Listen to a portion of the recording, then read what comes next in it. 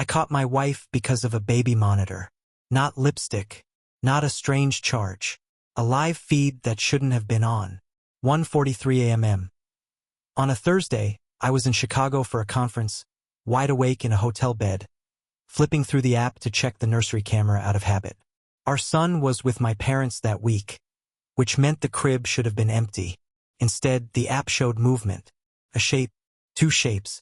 If you've never felt your blood freeze while staring at pixels on a phone screen, good. I hope you never do. Your body knows before your brain does. The dread starts in your stomach, then spreads like cold water through every vein. It was like watching someone break into your home, except the burglar was someone invited. Someone trusted. Before I was a husband, I was a new father. Before that, I was a software engineer who built systems for a living. I noticed patterns. And the pattern that night was wrong. Wrong like lights on when they should be off, thermostat readings climbing, doors locking and unlocking on the log when no one should be home. Wrong like whispers through a microphone meant for lullabies. We're both in our early 30s. I work for a logistics firm. My wife, let's call her Emily, was a kindergarten teacher turned stay-at-home mom after maternity leave. We own a small house in Pennsylvania, 2 hours outside Philly. We did the whole starter home dream. White fence, a garden box, a swing set we hadn't even had time to assemble. We were supposed to be building a life. Instead, she was dismantling it. That night, I screenshotted everything. The motion alerts, the timestamps, the video stills of shadows moving where only emptiness should have been. And then, like a fool, I told myself a story. Maybe her sister dropped by. Maybe she couldn't sleep and was cleaning. Maybe. But the maybe stories ran out when the shape in the frame leaned down and kissed her, and I saw her hand on his shoulder. You don't sleep after that. You sit in a hotel room with blackout curtains drawn, staring at the ceiling like it has answers. You order coffee at 5 a.m. and choke it down like penance. And you wait for your flight home knowing the ground under your life just collapsed. When I walked through the door the next evening, she smiled like nothing was wrong, kissed me at the threshold, asked about Chicago, set a plate of reheated lasagna on the table. Normal. Too normal. And the whole time, the baby monitor sat in my pocket like a loaded gun. I didn't explode. I didn't accuse. I let the weekend pass like a ghost.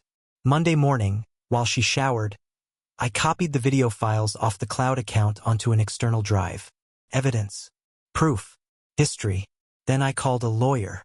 Before we even got to court, I became an investigator in my own home. I combed through Wi-Fi router logs, noting every device that connected at odd hours.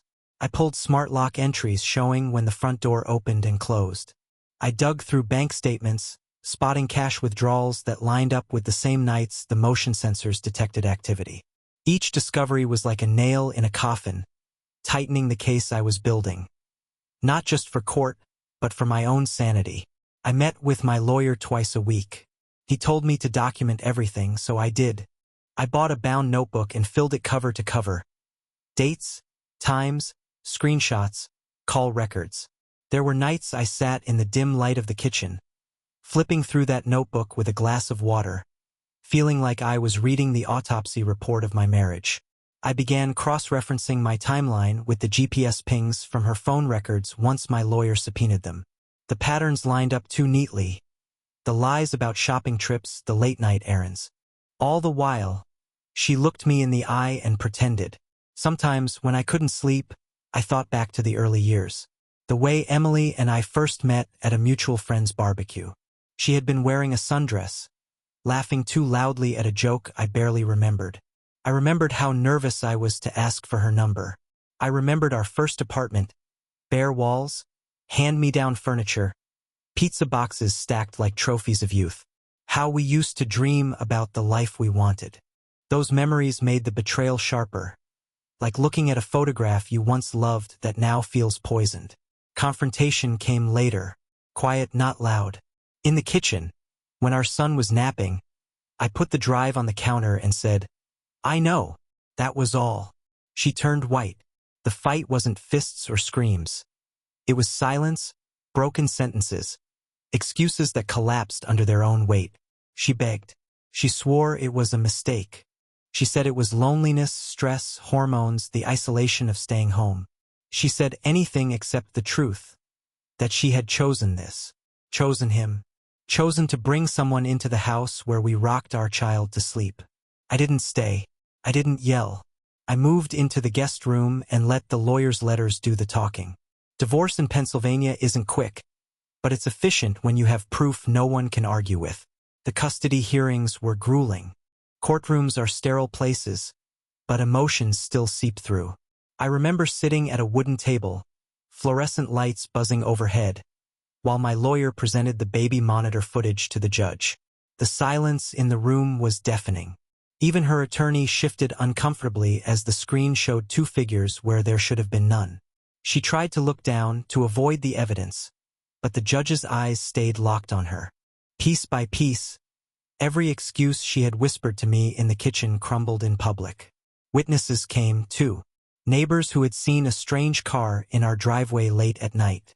My parents, who testified to taking care of our son during the weeks she entertained her affair partner. Each voice added weight to the scale tipping against her. By the end, the judge didn't have a choice but to side with me. Sole custody, the house, stability for my son. The hearings stretched over months. Each time we walked into that courthouse, I could feel the tension radiating off her. She shrank into herself more each session. There were days she tried to catch my eye, as if pleading for some sign that I still cared, but I refused to meet her gaze. My lawyer once whispered to me, "She's already lost. Now it's just a matter of how much." He was right. Her side of the courtroom was almost always empty. Friends who once cheered for us at our wedding avoided taking sides. A few who did come to support her looked uneasy as the evidence stacked up. Meanwhile, my side was full. My parents, my sister, even a few co-workers who wanted to show solidarity. I could feel the imbalance. It wasn't just a legal battle. It was a social one, and she was losing on every front. By the third hearing, even the judge's patience was gone. Her lawyer kept trying to object, but the weight of the video, the logs, the testimony, it was undeniable. When the gavel finally came down, it wasn't dramatic. It was clinical. Custody awarded to the father. Property awarded to the father. Visitation rights to be arranged. Just like that, her life unraveled. Here's where people expect fireworks, revenge, screaming, some cinematic payback. That's not how it went. The payback was slower, quieter. She lost custody hearings piece by piece as my lawyer laid out the evidence. She lost friends when the story spread through town, when people learned she'd invited her affair partner into our son's nursery. She lost the house when the judge awarded it to me for stability. She lost the comfort of being the trusted one. It's strange how fast the dominoes fell. First came the shock in her eyes when I confronted her. Then the panic when the lawyer's letters arrived. Then the whispers among friends who suddenly stopped replying to her texts. By the time the custody hearing started, she looked like a shadow of the woman I married. Her eyes hollow, her voice hoarse from nights of crying I didn't hear because I no longer cared to listen. I didn't have to ruin her. I just stopped shielding her from the consequences she built for herself. There were smaller details, too, that stick with me. How she tried to text me like nothing was wrong in the days between court hearings. Little notes about groceries, about appointments. How I responded with one-word answers. How her mother called me in tears, begging me to forgive. How her father avoided me entirely, embarrassed by the scandal. How neighbors pretended not to know, then couldn't look away when she packed a suitcase into the back of her car one gray afternoon and left. After the divorce, I had to learn how to rebuild. Simple things became victories. Cooking dinner without feeling hollow. Tucking my son into bed without double-checking the monitor. Rediscovering hobbies I had abandoned. I started running again, early mornings with the world still quiet. I joined a local dad's group, met men who had walked similar fires and survived. The more I talked, the lighter I felt. I even started therapy. Sitting in a quiet office, I talked about the anger that simmered beneath my calm exterior. The nights I replayed the footage in my head like a horror movie I couldn't shut off. My therapist reminded me that healing wasn't linear. Some nights I felt fine. Others, I felt crushed by a grief I didn't even have words for. But slowly the weight lifted. Years later, the echoes of that night are still with me, but they don't sting the same. My son is older now, starting school, asking questions I never thought I'd have to answer. One day he'll ask why mom doesn't live with us, and I'll have to tell him a version of the truth. For now, I tell him she loves him, even if she made mistakes. He deserves to know love, not bitterness. Emily didn't vanish after the divorce. She moved 2 towns over, got an apartment, picked up substitute teaching work. Sometimes she calls to talk to our son, and I let him answer. She still tries in her own broken way. I don't deny her that, but I keep my distance. Boundaries matter. Friends reacted in different ways. Some cut her off completely. Others tried to stay neutral, which only highlighted how much lines had been drawn. A few I lost, collateral damage of divorce. But the ones who stayed close became family. They showed up with meals when I was too exhausted to cook, helped fix the fence when it fell, invited me out when I wanted to isolate. Betrayal showed me who my real friends were. Work became an anchor, too. My company kept me busy, and busy was good. Deadlines don't wait for heartbreak.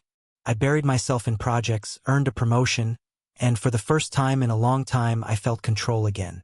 My boss once told me, "You turned pain into fuel." Maybe he was right.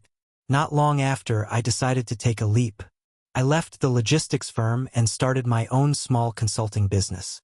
It terrified me at first, but the same discipline I had used to track every detail of my wife's betrayal now worked in my favor. I built a network, worked late nights after putting my son to bed, and slowly the business grew. That risk turned into stability and eventually prosperity. The house that once felt like a mausoleum of broken vows became a headquarters of new beginnings. I even moved once when the memories in the old home grew too heavy. My son and I packed boxes together, laughing when we found old toys under the couch. Our new place wasn't bigger, but it was brighter. Sunlight through wide windows. A backyard perfect for barbecues and birthday parties. It was ours without shadows. During that period, I started dating again. First, it was clumsy. Coffee dates where I found myself checking the exits out of habit. Dinners where I felt like I was performing more than connecting. I had built so many walls around myself that letting someone in felt impossible.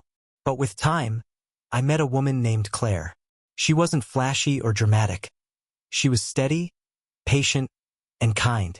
She respected my boundaries and never tried to rush me. For the first time, I understood what it meant to feel safe with someone new. My son liked her too, which mattered more than anything. Over time, she became part of our lives in a quiet, natural way, not replacing what was lost, but helping us build something new.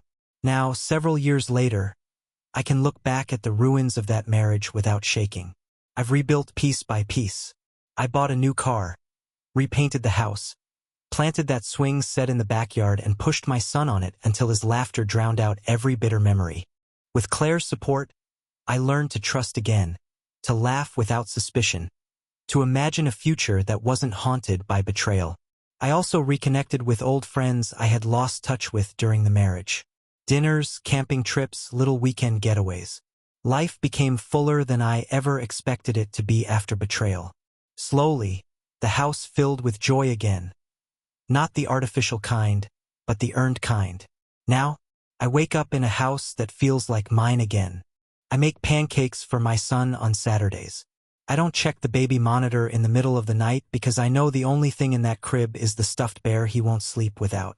And when people ask if I hate her, I say no. Hate would keep her here.